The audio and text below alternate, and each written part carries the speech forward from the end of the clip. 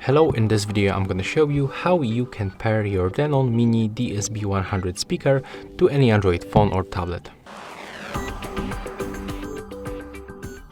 So first of all, we have to power on our speaker by using this power button.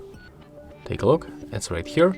So in my case, I'm going to turn it off and then turn it on until this indicator turns on. And then we have to click and hold this play and the pause button until this indicator starts blinking quickly. And right now we can release. We basically activate the pairing mode. So go to the settings.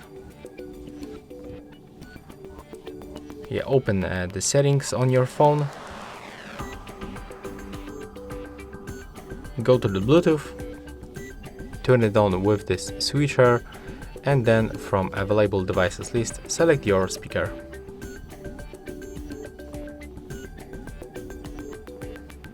Accept the pairing request.